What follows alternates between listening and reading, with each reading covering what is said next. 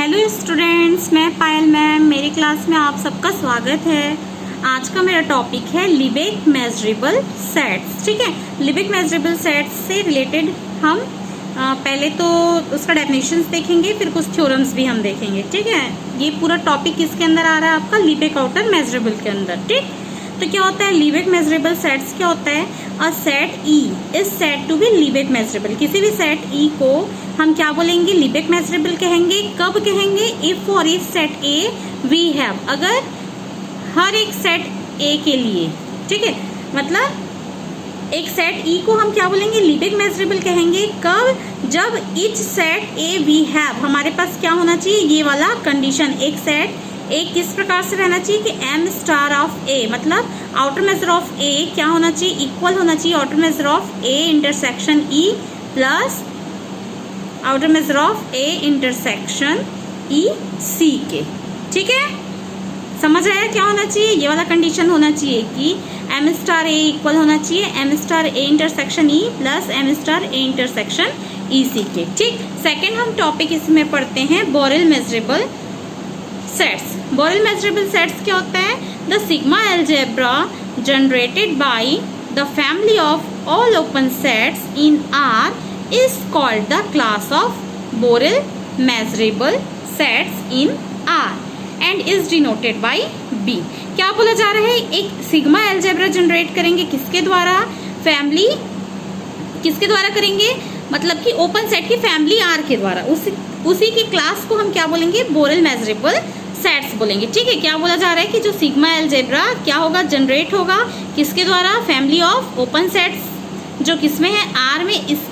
इसी को हम क्या बोलते हैं? Class of Borel measurable sets in R. एंड इसको हम किससे डिनोट करेंगे? कैपिटल बी से। द सेट इन बी, जो बी में जो सेट है बी, उसी को आप क्या बोलते हो? Borel sets in R. जो सेट्स रहेगा उसी को आप क्या बोलोगे? Borel set in R. अब यहाँ पे यूज हुआ है कि सिग्मा अलजेब्रा। सिग्मा अलजेब्रा क्या होता है तो उसको भी हम देख लेते हैं कि सिग्मा अलजेब्रा क्या होता है। कि सिग्मा अलजेब्रा क्या होता है कि let X be some set, अगर एक्स क्या है? कोई सेट है, ठीक है, सेट्स है, एंड पी एक्स क्या रिप्रेजेंट कर रहा है? आपके पावर सेट्स को। तो जो सबसेट होगा, कैसा subset? Summation subsets of power set, इसी को आप क्या बोलोगे? Sigma algebra. कब? अगर वो क्या करेंगे? कब बोला जाएगा? जब वो थ्री प्रॉपर्टीज को सेटिस्फाइड करेंगे तब। ठीक है, अब वो तीन प्रॉपर्टीज कौन कौन सी होती है हम देख लेते हैं। कौन कौन सी है आपकी तीन प्रॉपर्टीज की? क्या होनी चाहिए? First property x is in sigma. X को किस में होना चाहिए? सिग्मा में। और एक्स क्या होना चाहिए? कंसर्न्ड होना चाहिए। कैसा? आपका यूनिवर्सल सेट। ठीक है, दूसरा क्या होना चाहिए? सिग्मा को क्या होना चाहिए? क्लोज्ड होना चाहिए। किसके अंडर में?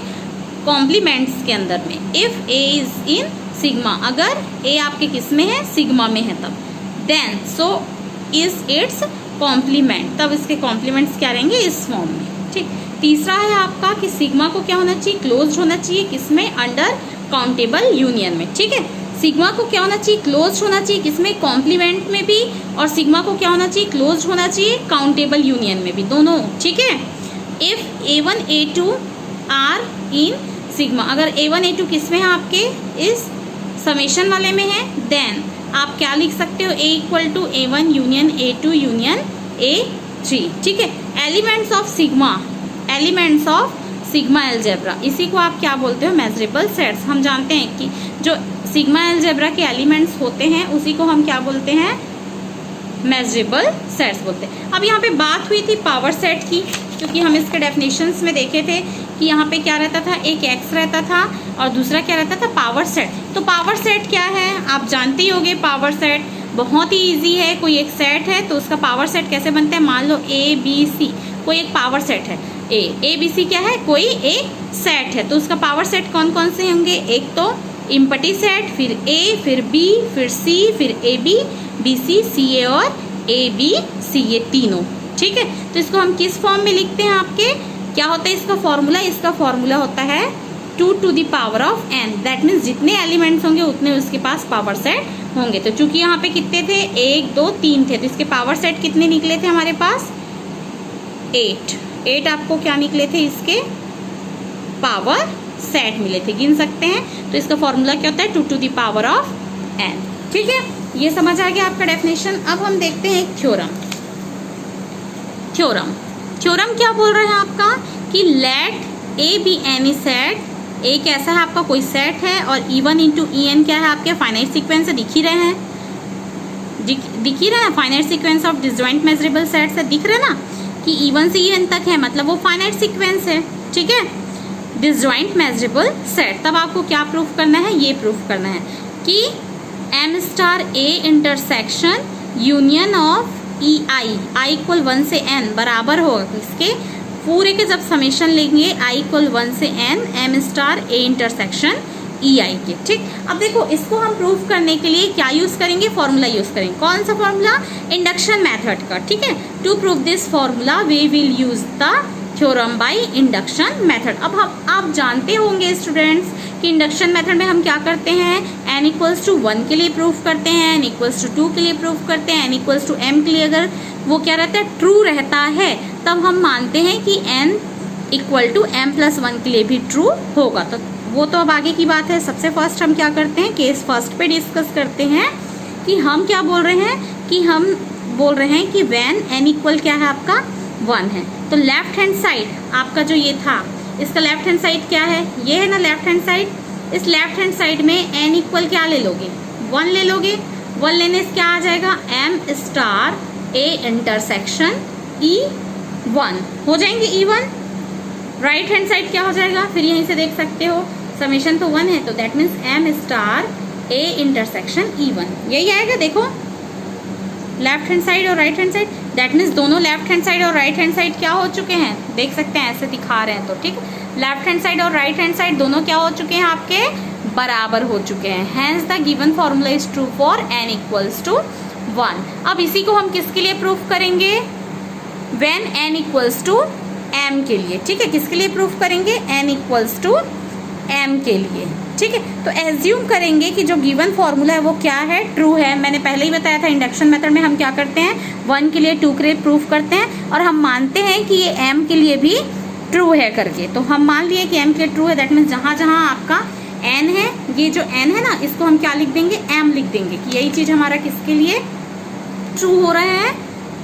देन किसके लिए ट्रू था, ये m के लिए ट्रू है ना, तो क्या हो जाएगा, M star A intersection union of I equal 1 से M EI बराबर हो जाएगा किसके, समेशन ऑफ I इक्वल 1 से M star A intersection EI। अब मैं यहाँ पे बार बार M स्टार बोल रही हूँ, इसका मतलब है आपका ये आउटर मेजर यूज हो रहा है ना। ठीक है, M स्टार किस चीज को डिनोट करता है, मैंने पहले ही बताया है। M स्टार से हम किसको यूज करते हैं, आपका जो आउटर मेजरेबल होता है उसको। ठीक, इसको हम क्या दे देंगे, इक्वेशन फर्स्ट। क्लियर है, इक्वेशन फर्स्ट दे दिए। अब चूंकि हम यहाँ पे यूज क्या कर रहे हैं, इंडक्शन मेथड। इंडक्शन मेथड से हमको क्या मिला कि n इक्वल्स टू 1 के लिए क्या हुआ था, जो आपका ये इक्वेशन था वो ट्रू निकला था। तब हमने क्या लिया कि n इक्वल्स टू m के लिए भी ये ट्रू है। तब हम किसके लिए दिखाएंगे कि n इक्वल्स टू m+1 के लिए भी हमारा जो ये लेफ्ट और राइट हैंड साइड है वो दोनों क्या है, ट्रू हो रहे हैं। तो हम लेते हैं केस 3 में, क्या ले लेते हैं, n इक्वल्स टू क्या ले लेंगे हम, m+1। ठीक, तो पहले लेफ्ट हैंड साइड लेते हैं। तो लेफ्ट हैंड साइड में हम क्या करेंगे, देखिए M star A intersection union of I 1 से कहाँ तक था, n तक था, लेकिन अब n क्या हो चुका है, m+1 हो चुका है। दैट मीन्स हम इसको चेंज किस में कर देंगे, I इक्वल 1 से n की जगह हम लिख देंगे m+1 EI। क्लियर है। अब चूंकि ये m+1 है तो इसको मैं क्या कर सकती हूँ, नेक्स्ट में 2 पार्ट्स में डिवाइड कर सकती हूँ। M star A intersection union 1 से M E1, ठीक है, EI, ठीक है, यूनियन M+1। टोटल यहाँ से यहाँ तक को जब मैं ऐड करूंगी तो मेरे को क्या मिलेगा, ऊपर वाले टर्म्स मिल जाएगा I1 से लेके M+1 तक। क्लियर है। दैट मीन्स अब देखो चूंकि M स्टार ये वाले टर्म्स पे भी ऑपरेट होगा और M स्टार इसमें भी ऑपरेट होगा, दोनों में ऑपरेट हो गया। चूंकि यहाँ पे यूनियन था तो मैंने क्या कर दिया, उसको प्लस बना दिया। ठीक है, ये फर्स्ट पार्ट बन गया, ये वाला आपका सेकंड पार्ट बन गया। क्लियर है। क्लियर है ना। अब देखिए फ्रॉम इक्वेशन 1 से, इक्वेशन 1 क्या था, ये था ना, ये दोनों क्या थे, बराबर है। इक्वेशन 1 से इसके जगह मैं क्या लिख सकती हूँ, समेशन वाला।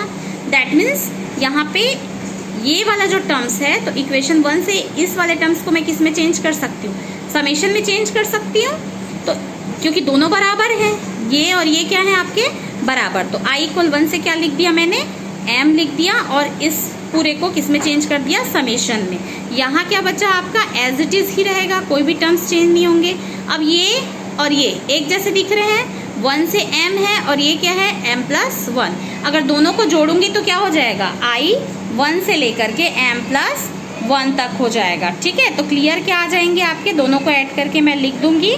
दैट मीन्स अब m+1 किसके बराबर था, 1 से लेकर के n, क्योंकि हम जानते हैं ना यहाँ पे स्टार्टिंग में ही माने हैं कि m किसके बराबर है, m+1 के। दैट मीन्स m+1 के जगह मैं क्या ऑपरेट कर सकती हूँ, यहाँ पे n लिख सकती हूँ। तो आपका क्या हो गया, राइट हैंड साइड। इससे आपको क्या पता चला है कि thus the formula is also true for n = m+1। इससे क्या पता चल रहा है कि जो हमारा फॉर्मूला है वो n = m+1 के लिए भी क्या हो रहा है, ट्रू हो रहा है। तो ये क्या हो जा रहा है आपका, hence the induction is complete। तो इससे क्या हो रहा है, आपका इंडक्शन कंप्लीट हो रहा है। समझ आया क्या बोला गया है, यहाँ पे हमने क्या किया है, ये तो आपको क्वेश्चन दिया ही रहेगा, इसको आपको बस बहुत इजी है। सबसे फर्स्ट आप इसको 1 के लिए प्रूफ करोगे, 1 के लिए करोगे तो ये लिखना नहीं पड़ेगा आपका, सिर्फ एक ही आ जाएंगे, दोनों साइड सेम आ जाएंगे, ट्रू। फिर m के लिए ट्रू है बोलोगे, दैट मीन्स n की जगह m बस कर देना है, कोई चेंजेस नहीं आएगा। फिर आपको m+1 मतलब जहाँ पे n है वहाँ क्या कर दोगे, बोथ साइड m+1। तो ये क्या हो जाएंगे आपके, प्रूफ हो जाएंगे।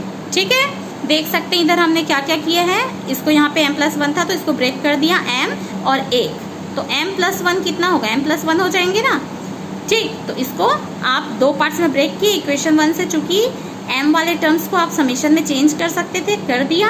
अब 1 से m था और ये m+1 था, दोनों को जोड़ देंगे। जब आपके पास 10 रुपए है और 1 रुपए और है, दोनों को जोड़ोगे तो क्या हो जाएंगे, 11 रुपए। सेम चीजें हैं, ये 10 रुपए और ये 1 रुपए है, तो कितने हो गए टोटल, 11। तो सेम चीजें हमने किया यहाँ पे। अब चूंकि m+1 किसके बराबर था, n के बराबर, तो आपका फिर से क्या हो जाएगा, यहाँ पे n आ जाएगा। अब ये लेफ्ट हैंड साइड और राइट हैंड साइड दोनों बराबर, दैट मीन्स आपका जो फॉर्मूला है वो n के सभी वैल्यूज के लिए क्या हो रहा है, ट्रू हो रहे हैं। ठीक है, आज के लिए बस इतना ही स्टूडेंट्स। मेरे चैनल को लाइक और सब्सक्राइब करना ना भूलें। ठीक है, नेक्स्ट टॉपिक आपका नेक्स्ट वीडियो में। ठीक है, थैंक यू स्टूडेंट्स।